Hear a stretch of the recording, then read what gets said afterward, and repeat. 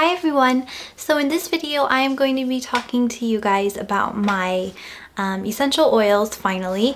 I'm going to be doing like essential oils 3 at a time so that I can go into like a lot of detail about them. Alright, so the first one that I'm going to talk to you guys about today is Clary Sage. And the reason I decided to talk to you guys about this one is because I haven't gotten into a whole lot of detail about it before. Clary Sage is definitely one of my favorite essential oils and I have used a lot, as you can probably see. That's how much is left. It goes to right about there. And I really like to use it for hormone regularity. Clary Sage has a really interesting effect on your hypothalamus when it comes to regulating your menstrual cycles. And I'd say overall, the smell of it and the feeling that I get from it is just a very relaxed and balancing kind of feeling. It's really good when you're on your period, or PMS, I'd say in particular. I like to use it to smell because, you know, when you're PMSing, you know, before your period comes, your hormones are all completely like going crazy, and I find that this really just kind of helps, you know, relax everything just a little bit and keep things really beautifully on track. It's good for headaches. It is a uterus tonic. A lot of women have liked to use this while they were in childbirth. It's also a digestive stimulant, so it's really good for your digestive system. Clary Sage, interestingly enough, is not a sage at all. It is actually a flower, and it is a member of the mint family, which is really interesting. Now I'll just kind of talk to you guys about the way that this essential oil smells. So Clary Sage, to me, it comes from a flower, but I wouldn't really say it smells floral. It smells very like earth. It's really nice. It's really incredibly balancing. Like right now I'm totally getting like high off of this stuff. Like I'm serious. It's strong, really powerful stuff, but not in a dangerous or bad way. So that's Clary Sage. I would highly recommend it to people who are suffering from, you know, any kind of hormonal disimbalance, like, you know, you have jawline acne going on, you know, just try including this into your daily routine. Just kind of smell it, maybe apply it to your wrist, use it as a perfume, whatever you want. It's really lovely.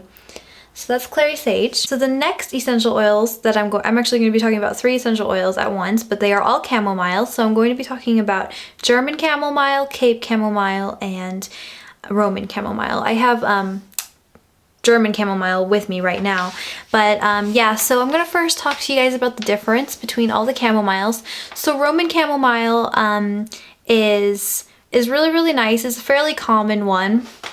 It smells quite a bit like, I'd say all the chamomiles have kind of a fruity, floral, very sweet note. And the Roman chamomile I particularly like to use for teas. I found that the essential oil is much more effective and soothing than the loose tea leaves or the loose flower blossoms that are all dried up for teas. I mean, it seriously is like literally like a sleeping pill. I put 1 drop in hot water and it makes me so ready to go to bed, and I like don't even flinch. I don't use it all the time because I do feel that it is actually very strong, and I don't really like to I don't want to get myself like dependent on a sleeping aid, but I do like to use it for nights that I just have a really hard time going to sleep. Chamomile is also really famous for relieving cramps, like if you apply it directly onto the belly. Also, drinking it is supposed to be really good for that, and I do like to drink it around that time of the month. Now moving on, Cape chamomile is a blue essential oil, and that just means that it has azulene invisible content, which means it's anti-inflammatory, and I think that's my favorite chamomile. It has the nicest smell. It's very fruity floral. I like to use it for perfumery. I like to put it under my eyes because it's anti-inflammatory, which means it's going to reduce the puffiness. You can apply it to anywhere that's really inflamed. I really like it for those things. And then German chamomile is like straight up really blue. I actually really wanted to show you guys this. So I'm just gonna get a little from the lid, and you can see that it's blue. And it's very strong smell. It's a very thick oil. It's very highly anti-inflammatory. Before putting this on your skin, I would dilute it first, otherwise you will be blue. So one thing that chamomile is said to be good for is colic. So babies who are really, really fussy in the evenings and have sort of digestive problems, I guess you could give them a little bit of this. Kind of do more research before you decide to just go give your child like an essential oil. Definitely make sure it's a good essential oil too. But it's said to be helpful with colic, also probably just to smell. It's good for sunburns. I have tried this out. I kind of got like really, really red underneath my cheeks here because I tend to. I decided to put a little bit on there, and the next day my skin was really looking good. Like I didn't really have any red cheeks anymore, which was nice. This is kind of a weird one, but it's good for people who have a flatulating problem, so people who fart a lot. I guess you could try some chamomile out. It's very, very wound healing. I think chamomile and peppermint are two of my favorite wound healing aids, and I also like to use them for bug bites. And in terms of how much you can take orally, you can take 2 to 3 drops a day orally, and that would be very medicinal. The next essential oil I'm going to talk to you guys about is Jasmine Absolute. I'm not going to be talking about rue mosha tar too much today. I'm going to basically talk about Jasmine Absolute and the effect that it has on the hypothalamus. And absolutes I wouldn't really like to use topically or internally. I prefer to just smell them.